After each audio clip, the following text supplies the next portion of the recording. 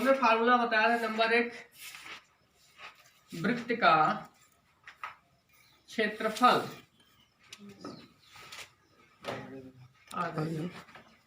वृत्त का क्षेत्रफल बराबर सूत्र होता है pi r square. Pi r square वर्ग स्क्वायर या जो भी रहेगा, सेंटीमीटर में वर्ग सेंटीमीटर, मीटर में है तो वर्ग मीटर। दूसरा फार्मूला है वृत्त की परिधि। वृत्त की परिधि देखिए, वृत्त की परिधि बराबर 2 पाई आर। मतलब कि जब हम ये जो मान लीजिए वृत्त का केंद्र सी है, ये स्थिर बिंदु हो गया और ये बिंदु ए है। अब स्मॉल आर त्रिज्या, स्मॉल आर दूरी लेकर के स्मॉल आर दूरी लेकर के एक बिंदु लेते हैं और इसको ऐसे घुमा देते हैं, चाप लगा देते हैं। तो इस प्रकार ये जो निर्माण हो जाता है, जो क्या कहलाता है, वृत्त की परिधि। जो दूरी बन जाती है इसको स्थिर केंद्र मान करके कैसे चाप लगा देते हैं, इस तरह से जो बनता है वृत्त की परिधि कहलाती है। वृत्त की परिधि बराबर 2 पाई आर। और कई फार्मूले बताए गए थे, तो उसके बारे में सारे फार्मूले डिटेल से बता दिए जाते हैं उसको।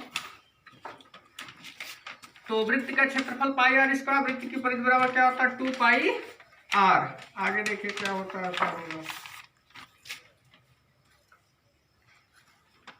अब मान लीजिए कि जैसे ये बिंदु ए था, स्मॉल आर त्रिज्या, इस वृत्त की त्रिज्या क्या है, स्मॉल आर है।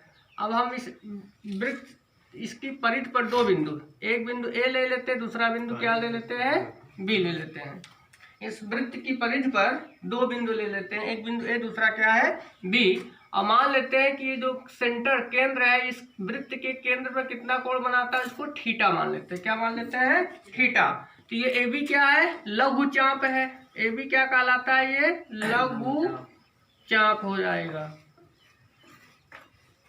बाकी ये वाला बाहर वाला क्या है, ये दीर्घ चाप हो जाएगा। तो अब ऐसी स्थिति में तो पहला फार्मूला हो जाएगा त्रिज्यखंड AOB का क्षेत्रफल। देखिए तीसरा फार्मूला है त्रिज्यखंड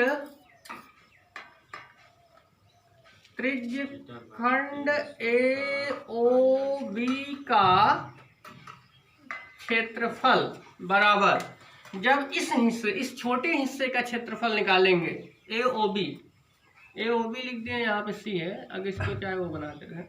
तो AOB का क्षेत्रफल, तो जब AOB का क्षेत्रफल निकालेंगे तो त्रिज्यखंड का क्षेत्रफल क्या होता है, theta upon 360 degree, theta upon 360 गुणित वृत्त की परिधि, वो वृत्त का क्षेत्रफल, नहीं परिधि नहीं, तो क्या हो जाएगा, वृत्त का क्षेत्रफल। तो यहाँ से फार्मूला हो जाएगा थीटा अपान 360 इंटू वृत्त का क्षेत्रफल कितना होता है बच्चों, पाई आर स्क्वायर। इसका मतलब फार्मूला क्या बन गया, पाई आर स्क्वायर थीटा बटे में 360 डिग्री, ये सूत्र बन गया। त्रिज्यखंड AOB का क्षेत्रफल है। अब इस लघु चाप की लंबाई कैसे निकालेंगे, लघु चाप AB ये है, ये जो चाप बन रहा है, ये लघु चाप, ये AB, इस लघु चाप की लंबाई को हमको निकालना है। कैसे निकाला जाएगा, दूसरा फार्मूला देखिए, लघु चाप की लंबाई,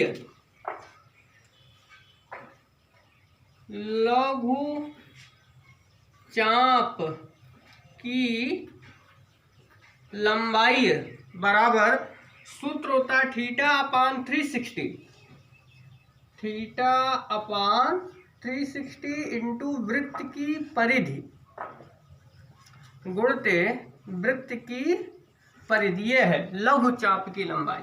पहले त्रिज्यखंड AOB का क्षेत्रफल निकाला गया पाई आर स्क्वायर थीटा बटे 360 से। जब लघु चाप, इस छोटे वाले चाप की लंबाई निकालेंगे तो कैसे निकालेंगे, थीटा अपान 360 में वृत्त की परिधि से क्या कर देंगे, गुणा कर देंगे। वृत्त की परिधि बराबर क्या सूत्र होता है बच्चों, 2 पाई आर, इसके जगह 2 पाई आर रख देंगे। Theta upon 360 into 2 pi R बराबर 2 pi are theta upon 360 degree, ये सूत्र बन जाता है। लघु चाप की लंबाई कैसे निकाला जाएगा,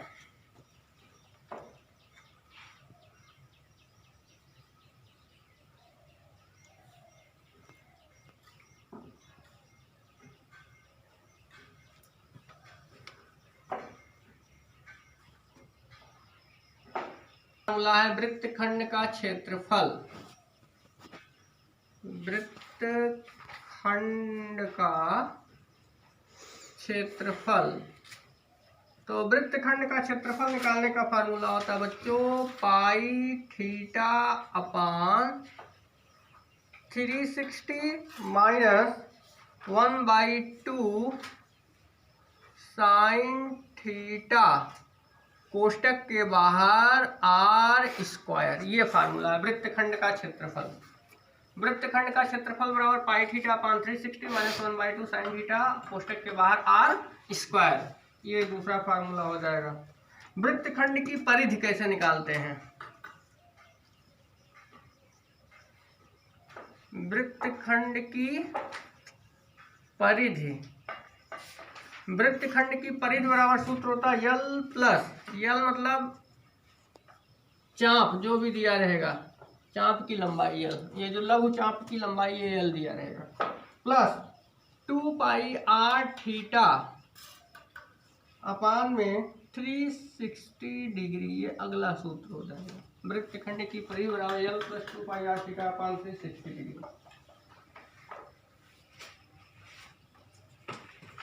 फार्मूला है दो संकेंद्रीय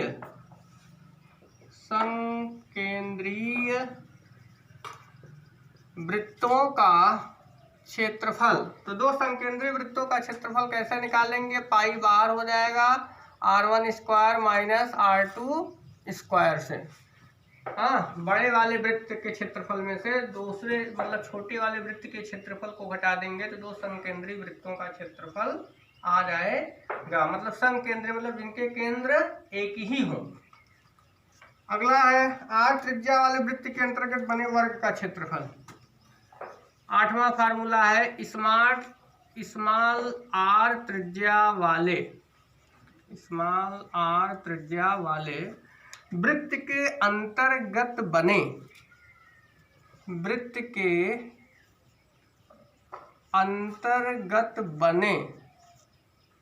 वर्ग का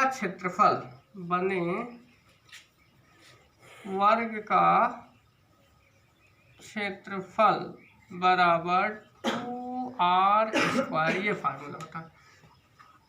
स्मॉल r त्रिज्या वाले मतलब एक ऐसा वृत्त जिसकी त्रिज्या स्मॉल r, उसके अंतर्गत अगर वर्ग बनाया जाए तो उस वर्ग का क्षेत्रफल कितना होगा? 2r square. r जहाँ r क्या वृत्त की त्रिज्या है, वृत्त की त्रिज्या का मान दिया रहेगा तो उस वर्ग का क्षेत्रफल निकल जाएगा। उस वृत्त के अंतर्गत जो वर्ग बनेगा, तो जो वर्ग है, जो वृत्त के अंतर्गत जो वर्ग बन रहा प्लस जो वृत्त है, उनके क्षेत्रफलों में अंतर कितना होगा? तो 9वां फार्मूला है क्षेत्रफलों में अंतर। उनके क्षेत्रफलों में अंतर। क्षेत्रफल में अंतर कैसे निकालेंगे बच्चों? इसको क्षेत्रफल में अंतर निकालने के लिए हम लोग क्या करेंगे? पाई आर स्क्वायर वृत्त के क्षेत्रफल में से उस वर्ग के क्षेत्रफल को घटा देंगे, तब जो आएगा वो अंतर हो जाएगा। यहाँ से कुछ कॉमन दिख रहा है बच्चों, आर स्क्वायर कॉमन है तो पाई माइनस 2 कोष्टक के बाहर आर स्क्वायर। ये अगर किसी भी वृत्त के अंतर्गत अगर वर्ग बन रहा है तब उसके क्षेत्रफलों में अंतर इस तरह से निकाला जाएगा।